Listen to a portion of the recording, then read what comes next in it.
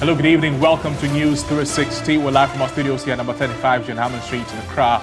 I am Noble Crosby-Anna. And I'm Bernice Abu-Baidu Lanza. The headlines in a moment. 360 Headlines is brought to you by Flamingo Paint, Pepsodent Charcoal and Pepsodent Herbal, EcoBank. Tonight, minority in parliament accuses governing NDC of politicizing Bank of Ghana as it declares central bank policy insolvent and demands urgent financial bailout.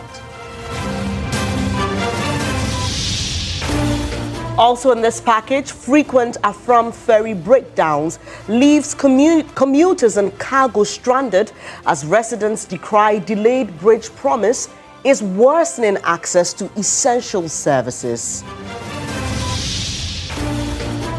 After years of neglect and protests, Mando to Toko Road sees major construction boost and the government's Big Push initiative.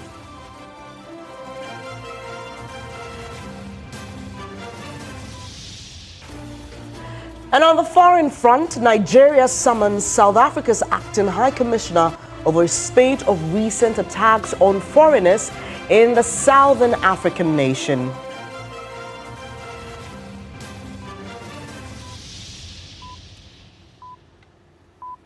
Welcome to the program. We have details of these stories and a lot more, including the latest in the world of sport and entertainment, coming to you shortly. Let's settle for the details. Right. Now we begin from the controversy surrounding the Bank of Ghana and its deepening as the minority in parliament launches a scathing attack on the central bank and the governing National Democratic Congress. They accuse the NDC of politicizing the Bank of Ghana and masking deep financial distress. At a press conference, the minority described the Bank of Ghana as policy insolvent and in need of urgent bailout. The minority's concern is what they call a coordinated attempt by the governing NDC to spin the central bank's financial position and downplay what they insist is a gradual institutional decline. The group is particularly incensed by events in Parliament where they say members of the ruling party, including individuals who are not legislators, took part in presenting and interpreting the bank's audited accounts. What happened on that Thursday when the NDC party, including non-MPs, came to Parliament, to the precincts of Parliament to hold a press conference to announce the audited accounts of the Bank of Ghana was an illegality. Not only was it an illegality, it was an act of blatant politicization of the Bank of Ghana and its work. The governor, the board, and the government should take note that this politicization of the central bank will create issues for the operational independence and credibility of the bank going forward. Beyond politics, however, the minority is sounding a deeper economic warning. They claim that beneath what they describe as propaganda lies a more troubling reality, one they term policy insolvency. According to the minority, the Bank of Ghana is no longer able to sustain its core policy operations and needs a bailout. This policy insolvency is as a result of new policies that they have introduced at the bank. The implication of this is that the bank now requires an urgent bailout before it can perform its core mandate. On the watch of the NDC, for the first time in our history, the Bank of Ghana has become policy insolvent. They further argue that the central bank's reported financial position does not fully reflect the scale of its challenges. The minority puts the bank's true operating loss for 2025 at nearly 35 billion cedis, significantly higher than official figures. The government and its spin doctors, led by the NDC party officials who did that press conference, are trying to convince the people of Ghana that the loss is 15.6 billion Ghana cedis. We regret to tell the people of Ghana that this is not true. The true operating loss of the Bank of Ghana for the year 2025 is 34.9 billion Ghana cedis. And in fact, if you add back the sale of the gold, or the proceeds from the sale of the gold, the 9.6 that I've just shown you, the true comprehensive loss position of the Central Bank of Ghana is 44 billion Ghana cedis. For the minority, the implications cut across. The macroeconomic dashboard is one half of the story. The other half is what is on the streets, the lived experience of the people that we've always been talking about. Manufacturers are reporting weaker order books in 2025 than in 2024. Power supply, as I'm sure you are all aware, remains a concern in many parts of the country. Ordinary households report that the cost of living remains high relative to wages. As for cocoa farmers, you know what is going on. Some government workers, particularly teachers and nurses, are in precarious conditions because they are not being paid after several months of work. So stability of numbers, respectfully, is not the same as stability of livelihoods. A stable city without a thriving private sector is incomplete stability. Their call is clear: urgent reforms, greater transparency, and a reset of the bank's governance framework. And now from concerns over the Bank of Ghana to the classroom, from Monday tomorrow, May 4, more than 45,000 candidates across the Western region, they will walk into examination halls to write the Basic Education Certificate examination. Rama Smith has this report from Takrady. At exactly 8 o'clock Monday morning, 45,116 students in the Western region will walk into 154 exam halls to write the BECE, a 2.81% jump from last year. Girls once again outnumber the boys, this time by 1,108. They've studied for months. Now the countdown is real. At Woodbridge School, these candidates are among 45,116 students across the Western region ready to write the BECE on Monday. We've prepared for quite some time, and I'm sure we are well prepared for the examination tomorrow. We are fully prepared, and with our teachers and our self-independence, we know with God all things are possible. For some schools, preparation means camp. Students sleep, eat, and revise together with teachers on hand for last-minute drills. I'm a bit scared, but I've been assured that this BECE is just like a normal exams we write every day. And there's no need to be scared because once you are prepared and ready to write it, surely you would pass by God's grace. Then I am extremely ready for this exam. Behind the scenes, it's a massive operation. 154 examination centers have been set up across the Western region. 188 police officers will guard the papers. Inside the halls, 1,516 vigilators will walk between the desks under the watch of 157 supervisors. And I want to assure them that they should have confidence in themselves, so they shouldn't panic. No intimidation. The police are there to protect them. The vigilators and the supervisors are there to guide them as to the process they will go through before they write the exams. This year, there's a strong fight against examination malpractice. For these students, Monday isn't just an exam, it is the next step to senior high school and the start of a new chapter. Rama Smith, TV3 News, Takrady. Well, the head of public affairs of the West African Examinations Council, John Kapi, is joining us for a quick conversation. Mr. Kapi, good evening to you. Thank you for joining us. BECE starts in a few hours. My first question to you is, how ready is WAEC? Good evening, and thanks for having me. Yes, indeed, BECE starts in a few hours. WAEC is ready to conduct the examination as expected. In terms of monies to pay for invigilators or to invigilators and those who will mark the exam questions or the papers, have all of those been catered for such that we wouldn't be hearing complaints after the process? Oh, yeah. There's a process that we go through every year as far as our monies are concerned. Before the examinations commence, we are paid 70% of the amount, after which the other 30 is paid. Usually the 70% is enough for us to be able to carry through all the pre-examination activities. It is also enough for us to be able to conduct the exam. So we are very sure that once exams are over and we start marking, the rest of the money will be made available, and they will be able to pay all the invigilators, supervisors, as well as the examiners who will be marking the scripts. Now, to the elephant in the room, security-wise, in terms of preventing unauthorized materials from getting into the exam hall and examination malpractices in the broader term, what is the current situation of WAEC? How is WAEC dealing with that for this year's BECE? So we have we are increasing our numbers across the country. First of all, we have our own staff who are going to be going around a number of centers, working in collaboration with the Ghana Education Service. They're also deploying a number of personnel from the headquarters as well as all the regional and district capitals to the various examination centers to ensure that sanity prevails.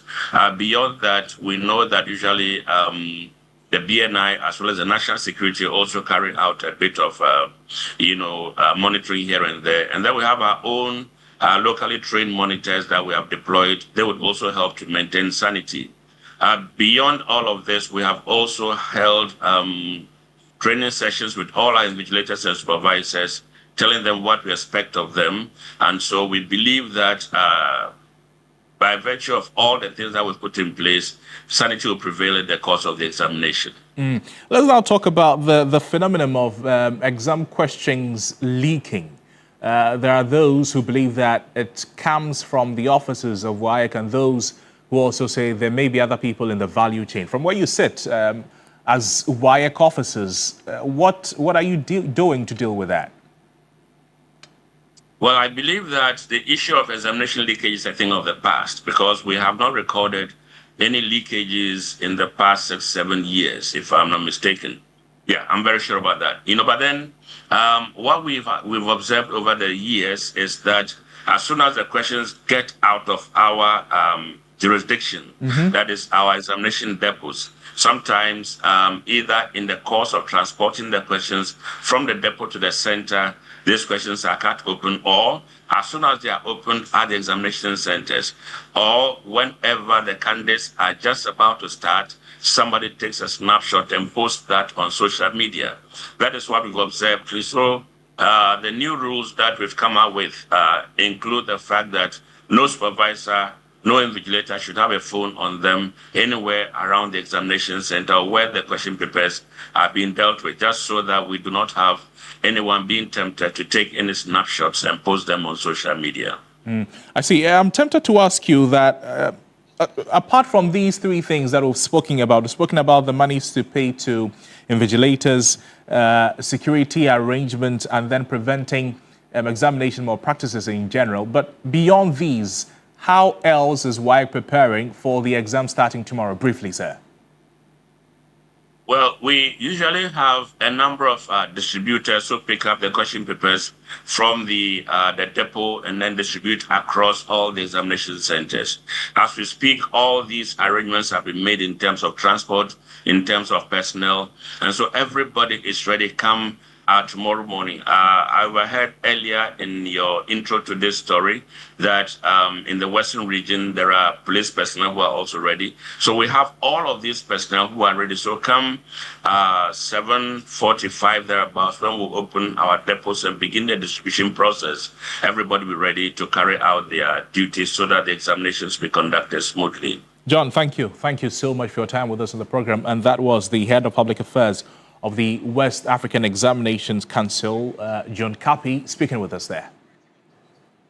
Away from the BECE, constant breakdown of ferries linking the Afram Plains to the mainland is leaving commuters and cargo stranded for hours and sometimes days, with no exception even for emergency cases. Residents say the delay is in fulfilling the president's promise to construct a bridge over the Afram River is crippling movement across the enclave. Remains the only means by which the Afram Plains can be accessed. For commuters and motorists, traveling to and from the island districts is often a daunting ordeal. The ferry, which serves as a lifeline, frequently breaks down, leaving passengers stranded on both ends of the Afram River for prolonged periods. A resident, Al Hassan, recounts an incident earlier this year where a mother and her day-old baby in urgent need of medical attention were left stranded at Eche while attempting to cross to Amanfrom.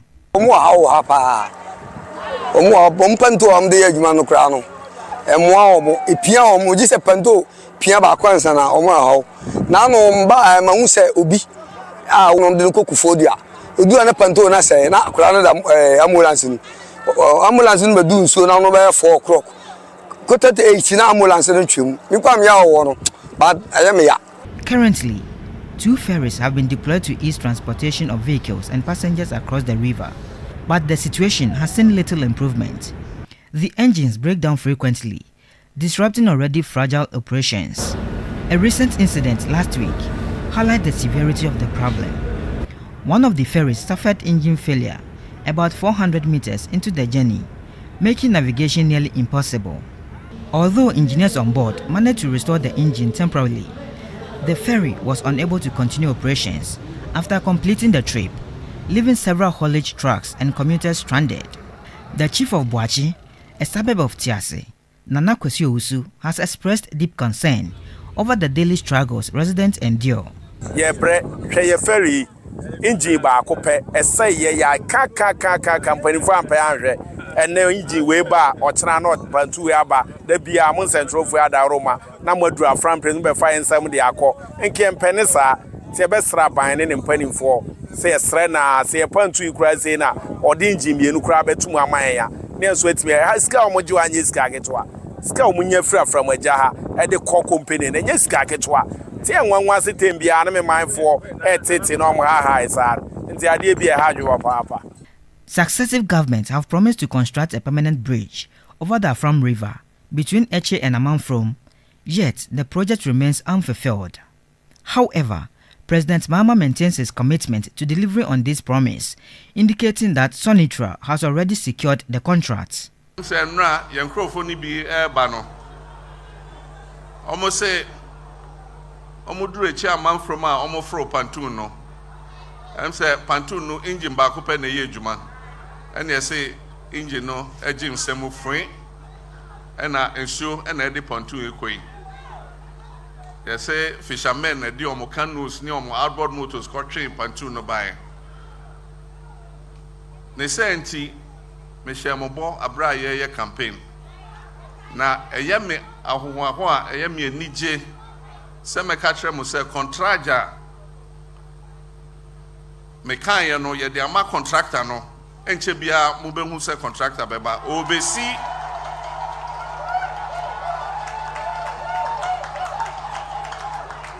ye BECE bridge mono near you pantu nefri ho. When completed, the project is expected to ease commuter frustration and significantly boost economic activity in the area. Meanwhile, another ferry operating between Agwadeke in Afram Plains North and Kpando Toko in the Volta region has been out of service for more than 7 months due to engine failure, further isolating one of the country's key food producing zones. For residents of Afram Plains, this is no longer just a transportation challenge. It is a crisis that affects healthcare, trade, education and basic survival. Every stored ferry represents delayed medical care, lost income and deepening isolation. While promises of permanent bridge persist, the reality on the ground remains unchanged. Until decisive action is taken, thousands of residents will continue to risk their lives and livelihoods on an unreliable system, trapped between breakdowns and broken promises. Stanley Nible, TV3 News, Afram Plains.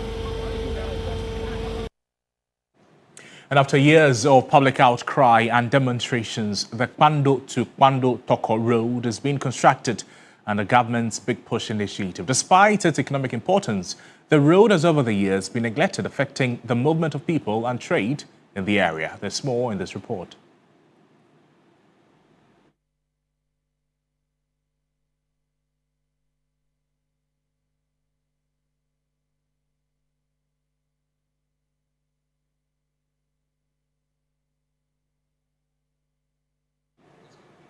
And sincere apologies for that. We'll rework that story and bring it to you much later. Now, today is World Press Freedom Day, a day set aside globally to celebrate the fundamental principles of press freedom and to assess the state of media independence around the world. The day also serves as a reminder to governments of their duty to uphold the right to freedom of expression as enshrined in democratic constitutions and international frameworks. In Ghana, media practitioners and civil society groups are using the occasion to highlight both the progress made and the challenges that persist within the industry. While Ghana continues to rank relatively high in press freedom within the West African sub-region, concerns remain over attacks on journalists, political interference, and the growing threat of misinformation in the digital space. Stakeholders are also drawing attention to the safety of journalists, particularly those who cover sensitive issues such as corruption, elections, and illegal mining. This year's commemoration is being observed under the theme of safeguarding journalism in an evolving media landscape with a focus on the impact of technology and artificial intelligence.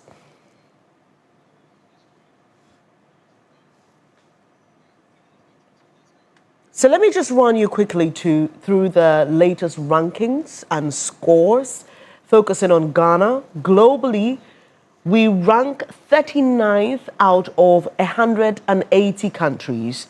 Our score is 72.2 over 100. And in Africa, we are the 4th in terms of press freedom. Well, looking at the year-on-year change, 2025 rank, we were 52nd. And in 2026, we are now 39th, so just some improvement there. Our score also jumped from 67.13 to 72.2. Let's focus on the recent trend, starting from 2022. We were 60th, which was a major drop from the earlier records. In 2023, we were 62nd. That was our worst position in 18 years. In 2024, our recovery begins. We move from 62nd to 50th. In 2025, we have a bit of a dip and a slip, 52nd, 2 points below what we had the year before. And in 2026, we are 39th, representing a strong rebound in our press freedom index. And of course, the expectation is that we keep improving in the ranking, and we must do everything we can so that we don't drop further. Let's go back to our infrastructure story, where after years of public outcry and demonstrations, the Kwando to Kwando Toko Road is being constructed under government's Big Push initiative. Now, despite its economic importance, the road has over the years been neglected, affecting the movement of people and trade in the area. The last few years, residents of Kwando Toko and its surrounding communities have issued repeated public appeals amidst protests to draw government attention to the poor state of the Kwando Toko Road. The about 4-kilometer road is regarded an important economic corridor, given its strategic link to the Kwando Toko landing beach, the Volta Lake, and communities beyond it. The poor state of the road, according to residents, has negatively impacted trade and movement along the stretch. The poor state of the road is affecting trade. The bigger trucks that used to come here no longer come to buy from us, and so oftentimes we make losses. We were facing challenges with our road. When we carried pregnant women, then sick, like patients from our community to the nearby township, which is called Kwando, where we have bigger hospital that take good care of our patients. We find it difficult. Sometimes our pregnant women, they even bleed. They even bleed as the road was not in a good shape. But relief is here at last, and the government Big Push initiative, the road is being phased. Toko landing beach, or where the lake terminates at Toko, it's so dear to the country as a whole because of its economic potential. Various kinds of economic activities take place here. It's a crossing site to Afram Plains, so a lot of goods get transited from here to Afram Plains. But the road from the town center to Toko has been in a very bad shape. I can only say thank you to the government for the vision of His Excellency John Dramani Mahama. Volta Regional Minister James Gunu, who toured the road and other infrastructure projects in the municipality, is optimistic the road will be completed ahead of schedule. The contractor is expected to complete the work within 12 months. And so far, what they have done shows that even they can actually complete this work before the 12 months that has been given to them. When faced, the movement of people and trade along the stretch is expected to improve. Faisal Abdul Idrisu, TV3 News. Let's stay a while on road construction. The sector minister, Gavin Sagboja, says engineers have begun geotechnical and soil testing as part of the initial phase of the 3.2-kilometer Adorso-Echimam-From Bridge project. Updating chiefs and residents in Koforidua, he emphasized the bridge will play a critical role in improving agro-processing activities in the area. Has become necessary due to the frequent breakdown of the ferry, which has negatively impacted livelihoods and slowed socio-economic development in the Kwewu Plains area. Your Excellency have decided to put the biggest big push project in the eastern region. As a matter of fact, the Echiamam-4 Bridge is the largest big push project in the country, and it's a bridge about 3 kilometers. We say, people think we are building bridge. We're actually building a whole economic enclave, the enclave within which the Adorso Bridge is. When that bridge is completed, everybody knows what that means for Ghana's agro-processing and job creation. The contractors are on site doing geotechnical and soil tests and everything. So that project has already commenced.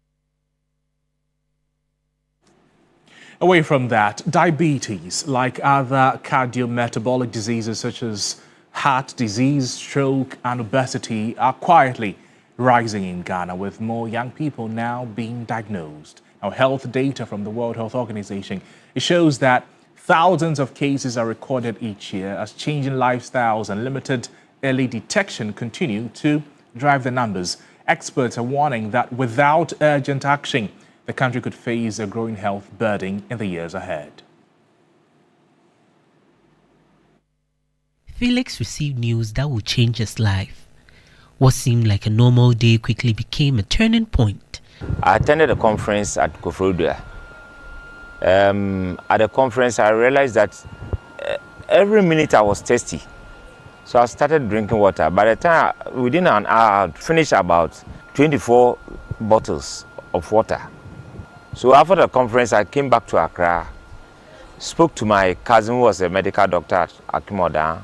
In fact, that day, they checked my sugar and they said it was 21. I didn't even understand.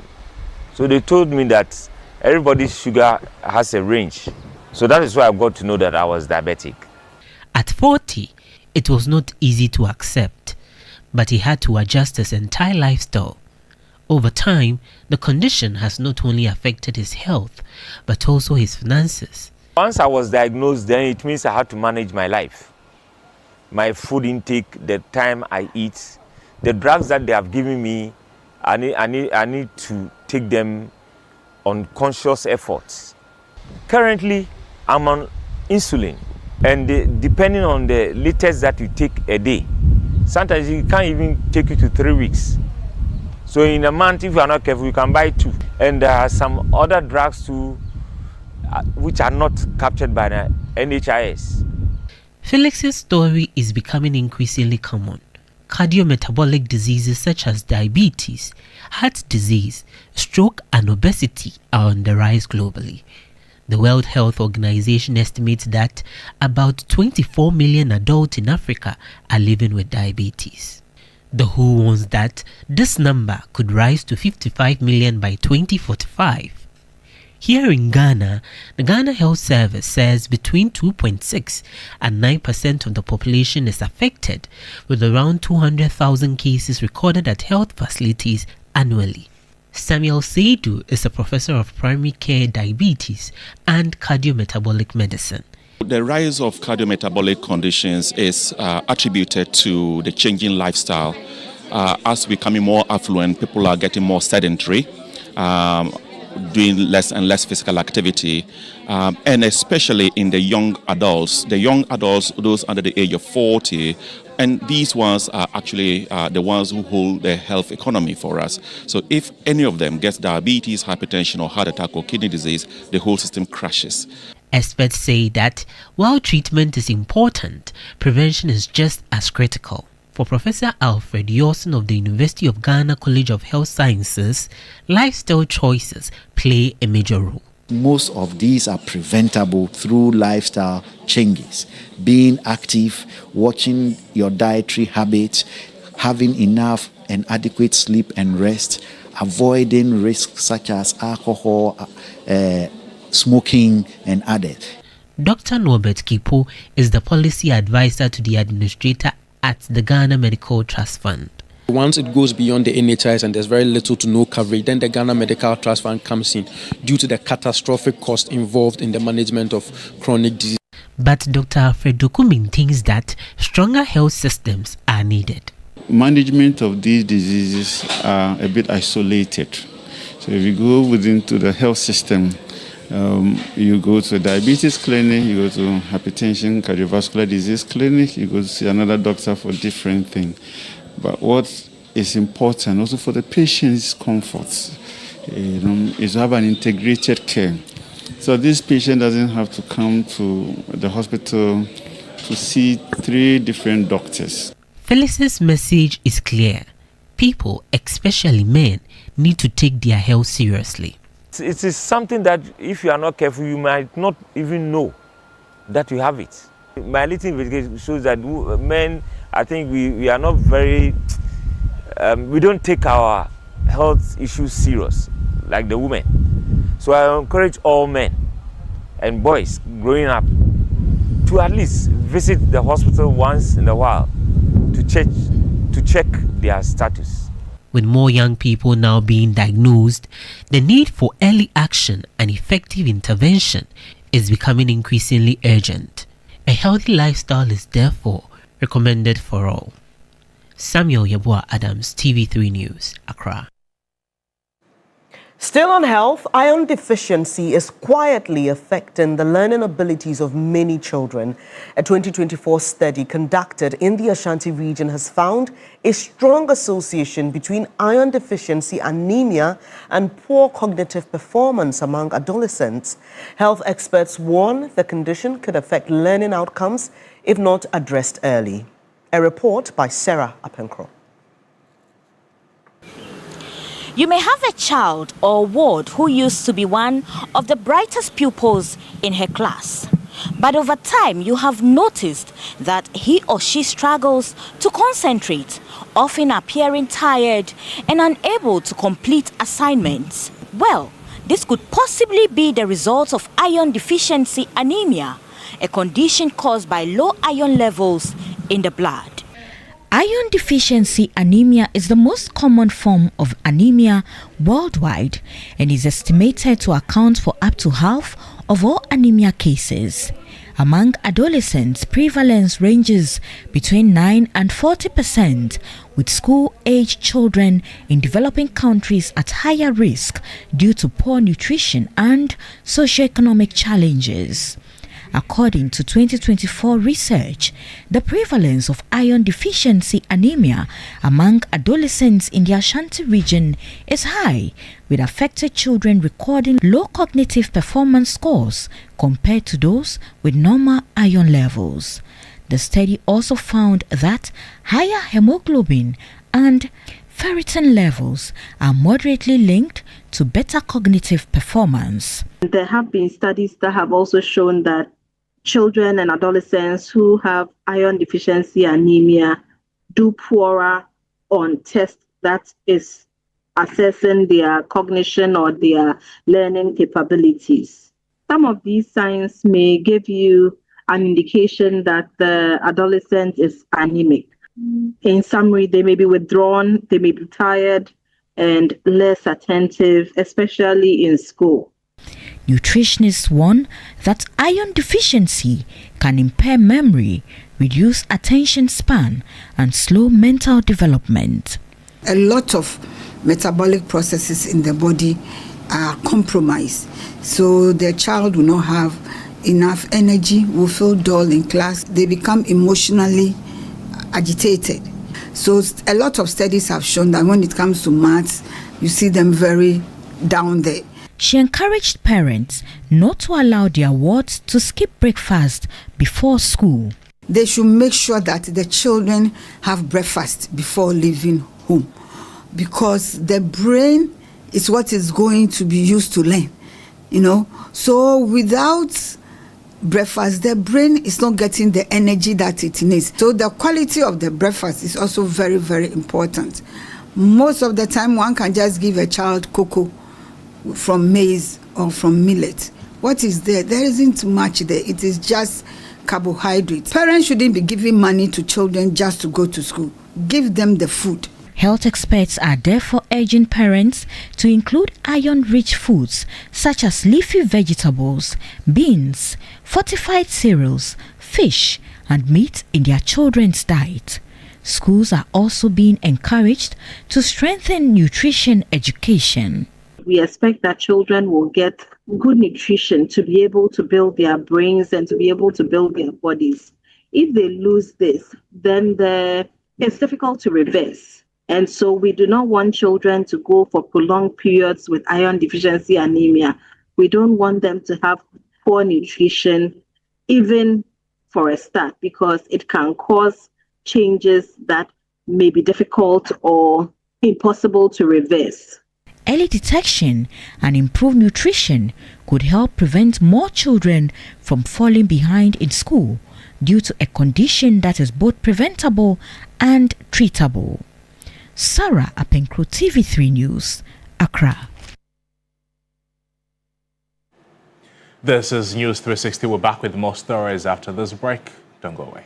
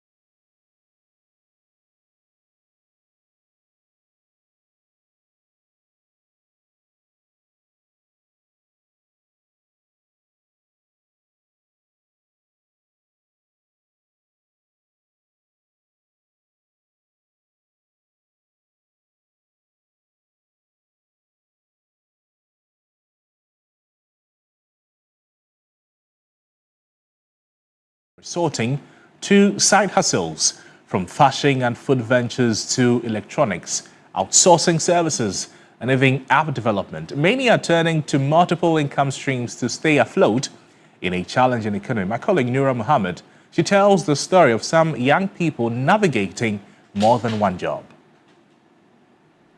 For a growing number of young professionals in Ghana, the traditional 9-to-5 is no longer the only source of income. Across industries, many are taking on additional ventures, balancing corporate careers with small businesses and passion projects to boost their earnings and secure their financial future. For many, one job is simply not enough amid the ongoing cost of living crisis. By day, Marian Boateng works as a business development and executive relationships senior consultant. Beyond the office, she runs multiple side businesses, from outsourcing services to selling clothes, shoes, and bags. Usually, I'm someone who notices opportunities around me. So back in university, I'm always there, and somebody will just come and ask me, can you get me this? Can you get me that? So I realized that, okay, these are some things, regular things I can get for people, and also making some extra money on the side. So it was out of opportunity and also solving a particular issue someone may have. It's very tiring, as you said. So sometimes, my regular 9-to-5 starts from 8 and then closes at 5. Right. And sometimes I just use my normal break time to get orders. So what works for me is to get the orders during the week. And I let my clients know that, okay, if you're okay with it, I can get it to you during the weekend. Living off on one stream of income is very risky. In the event that you lose that income, you'll be in deep water. Marian says juggling multiple roles is demanding but necessary in today's economic climate. And she's not alone. Nunya Tome is a digital marketing manager at an oil company. He's also building his own business ecosystem on the side. He manages digital marketing for 6 brands and has developed his own app. It started from curiosity. I wanted to know how I could maximize my potentials and put my skills at best use. So even when I was working on my, my first startup, that's Twist Beauty, I felt some gaps that, okay, I have not really gone into the corporate to get to understand how things really work when it comes to humanitarian, human resource, and, so I wanted to give myself the opportunity to work under someone, to be humble, and then get to learn, while I also build my own as well. I need something from somewhere to foot in or to pay the bills here, so I need to sacrifice. So me having to do the 9-to-5 in addition with what I'm doing was a matter of me sacrificing to earn here and then use that as a tool to make at the other side. Observers say this growing trend reflects a shift among young workers who are increasingly focused on financial independence and long-term security. But while the side hustle economy continues to expand, it also raises concerns about burnout and maintaining a healthy work-life balance. Still, for many young Ghanaians, the hustle must go on, driven by necessity, ambition, and the pursuit of more. Nura Muhammad, TV3 News, Accra. Thank you for staying here on News 360. Now, Vice President Professor Opoku Agyeman has announced significant progress toward establishing the Women Development Bank. The bank is a campaign promise by the NDC aimed at improving access to affordable financing for fishmongers, market women, traders, and small-scale entrepreneurs across the country. The Vice President gave the update at the 2026 Abuacher Festival in Winneba. The Abuacher Festival is a week-long traditional celebration held annually by the people of Ifutu, Winneba on the first Saturday of May. At this year's celebration, Vice President Professor Nana Jane Opoku Agyeman highlighted government's progress towards rolling out the Women Development Bank, which is expected to support women-led businesses nationwide.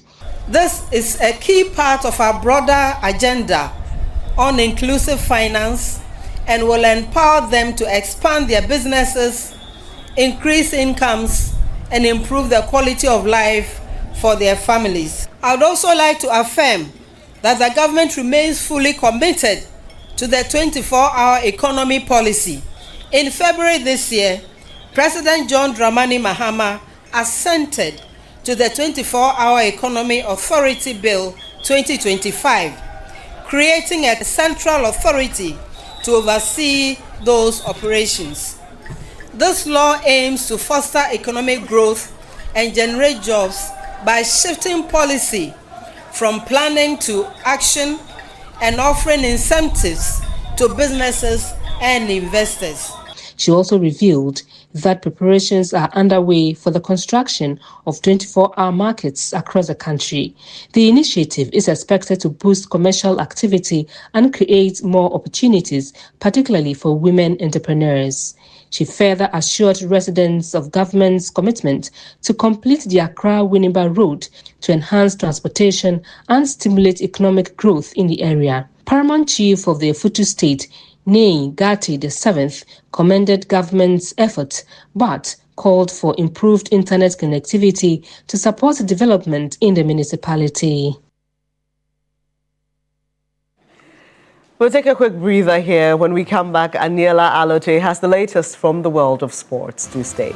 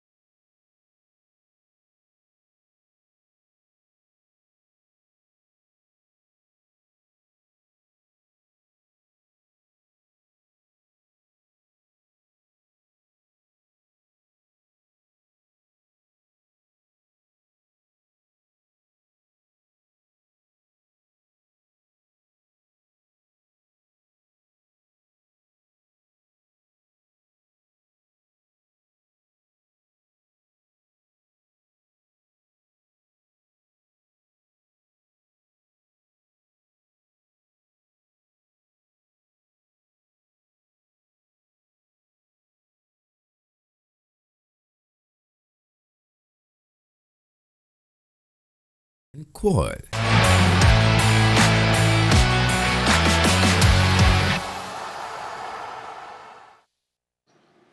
It's time for sports here on News 360. I am Aniela Alote. We start off with the FIFA Under-20 Women's World Cup. The Black Princesses of Ghana came from behind to defeat Uganda 2-1 earlier this evening in the first leg of the final qualifying round. 3 Sports' Akosi Ajay was present at the Accra Sports Stadium and has filed this report.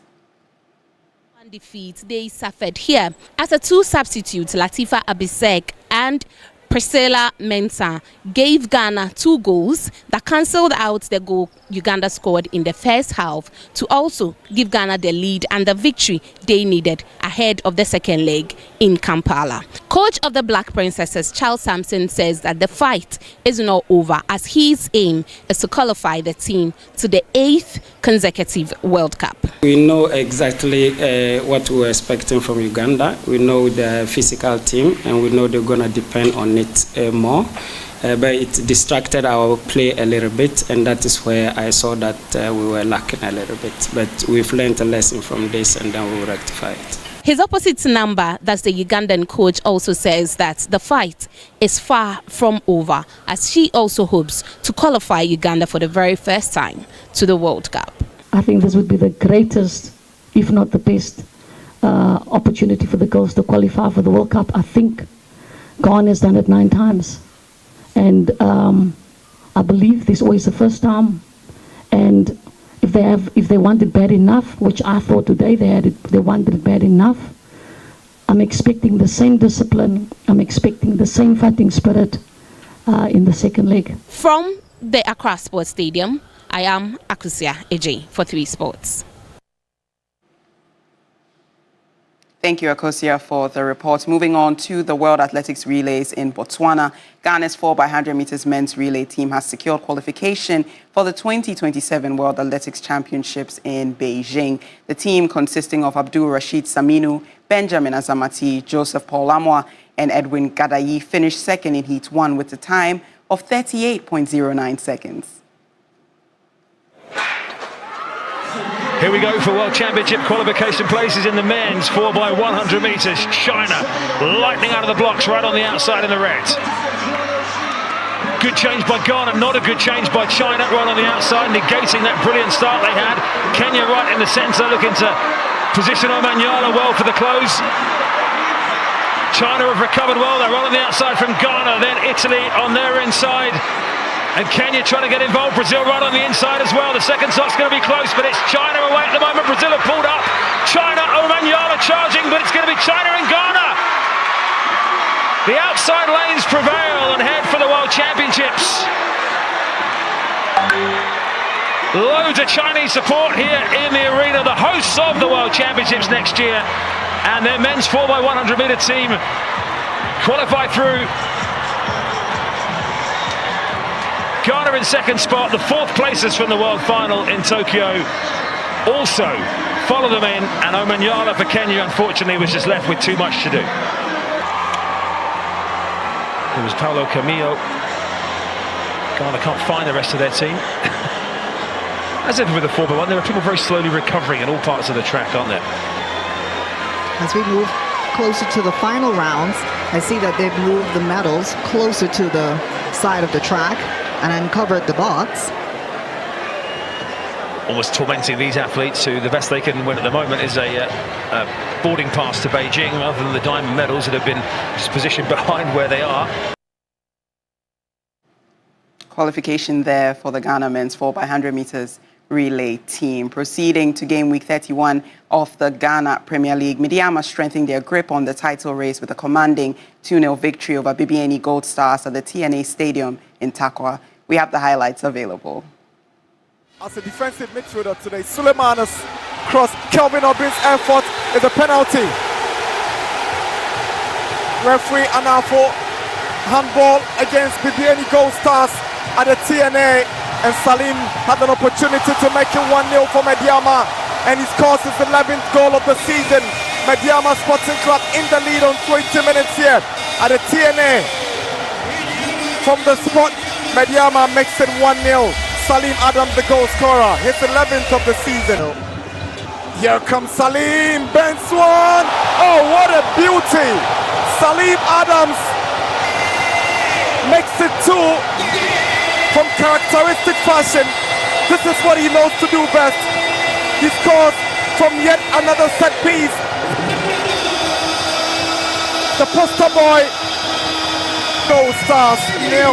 He's the king of free kicks now, isn't he? This time doesn't go with a trademark, hit, but then finesses that one. And it was the run, that eludes everyone. A very exciting victory there for Midiama. Heading over to game week 35 of the English Premier League, Manchester United's Kobbie Mainoo struck late in the second half to seal a dramatic 3-2 victory over Liverpool earlier this afternoon. Let's take a look at the highlights. Disappointing defeat there for Liverpool. Well, that'll be all for sports here on News 360. I am Aniela Alote. Up next is international news. Time now to bring you international news updates. And Nigeria has summoned South Africa's acting High Commissioner over a spate of recent attacks on foreigners in the southern African nation. Nigeria, in a statement, said it will formally convey its profound concern at a meeting on Monday over the incidents in South Africa. The country further argues this could affect existing relations between the countries.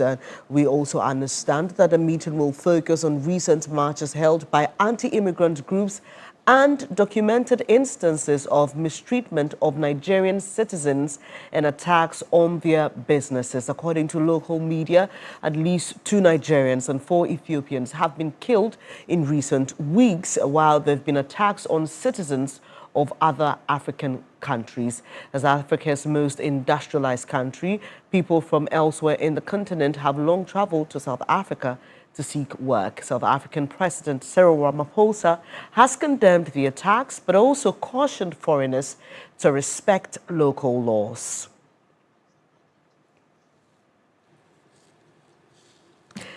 Well, that's our package for you tonight. There's always more news on our website, 3news.com. I am Noble Crosby Annan. And I'm Bernice Abubeidu Lanza. Do have a good night.